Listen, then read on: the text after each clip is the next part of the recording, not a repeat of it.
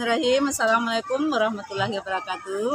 Alhamdulillah alamin. Segala puji dan puja kita panjatkan kepada Allah Subhanahu wa taala yang telah memberikan kita nikmat iman, nikmat Islam, nikmat kesehatan dan banyak lagi nikmat-nikmat yang patut kita syukuri. Salawat beri salam semoga tercurah perjalanan kita Nabi besar Muhammad Shallallahu alaihi wasallam. Alhamdulillah kita bertemu kembali dalam kajian Islam secara online yang dilakukan oleh Yayasan Bunyan Jakarta. Baik, ada kajian yang merupakan berkah, rahmat, dan ridho dari Allah Subhanahu wa taala. Kita buka sama-sama dengan baca basmalah. Bismillahirrahmanirrahim. Adapun tema kita hari ini adalah 5 syarat taubat menurut Syekh Ibnu Utsaimin rahimahullah. Apa saja 5 syarat taubat tersebut? Yang pertama kali adalah ikhlas ya. Jadi kalau kita ingin bertaubat, itu memang harus ikhlas dari hati kita. Bukan taubatnya itu taubat yang sifatnya ingin main-main, taubat sambal kata orang Jawa. Taubatnya hanya sekedar di kata-kata, saya ingin taubat, saya ingin insaf, saya ingin memperbaiki diri, cuma hanya kata-kata, tidak dari hatinya.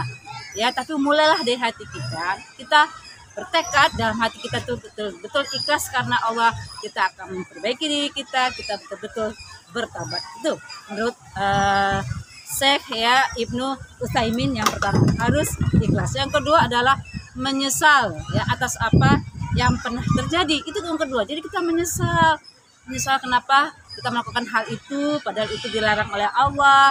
Itu adalah sesuatu hal yang tidak sesuai dengan syariat. Itu adalah suatu hal yang maksiat. Menyesal apa yang telah terjadi sehingga dengan penyesalan itu kita betul-betul ada rasa menangis di hadapan Allah. Bahwasanya penyesalan itu kita menghadirkan diri kita tadi karena ikhlas tadi ya, menghadirkan diri kita, kenapa kok saya melakukan hal itu padahal itu jelas-jelas melarang. Ada rasa penyesalan ya. Nah, penyesalan ini bagus karena penyesalan ini adalah dia ingin memperbaiki dirinya ya. Kemudian setelah dia menyesal apa lagi ya? Dia meninggalkan maksiat ya, yang dia meninggalkan maksiat yang tadi itu, dosa-dosa yang tadi itu dia tinggalkan. Setelah itu dia bertobat daripadanya. Setelah dia menyesal, dia tinggalkan maksiat tersebut. Karena dia tahu itu melanggar, karena dia tahu itu adalah tidak sesuai dengan syariat. Dia tahu itu itu telah membuat Allah itu tidak ridho terhadapnya. Dia itu tadi segera dia bertaubat ya, meninggalkan maksiat tersebut dan segera dia bertaubat. Kemudian yang keempat adalah dia bertekad tidak akan mengulangnya lagi. Nah apa?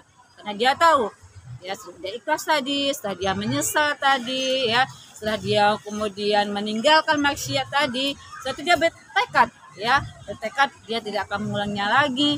Dia bertekad itu sudah masa lalunya, itu adalah sudah masa-masa yang betul-betul dia tidak akan ulangi lagi, masa-masa yang dia harus perbaiki, masa-masa yang dia tutup buku, yang dia delete ya, dia akan melakukan hal-hal yang baik.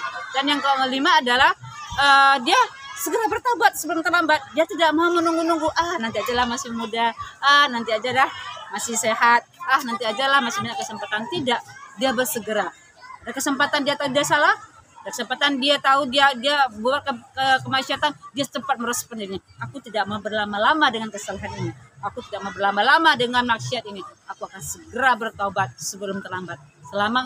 Sebelum Allah mengambil ya nyawa, sebelum ajal menjemput, sebelum sampai di tenggorokan, dia segera bertobat. Nah, inilah beberapa hal ya syarat taubat menurut Syekh Ibnu Utsaimin rahimahullah. Mudah-mudahan kita semua ya usaha ya memperbaiki diri kita dengan syarat taubat tadi. Ikhlas ya, menyesal apa yang telah terjadi, kemudian meninggalkan maksiat tersebut ya, bertekad tidak mengulanginya lagi, dan setelah itu bersegera dia bertaubat supaya taubatnya diterima oleh Allah Subhanahu wa taala dan taubat nasuha.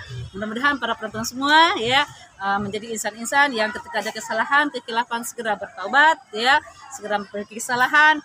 Mudah-mudahan Allah masih memberi kesempatan kita kembali kepada Allah dalam keadaan husnul khatimah, dalam keadaan kita sudah bertaubat dan kita mendapatkan rahmat dan ridho dari Allah Subhanahu wa taala. Mungkin itulah kesempatan yang bisa saya berikan pada saat ini ya.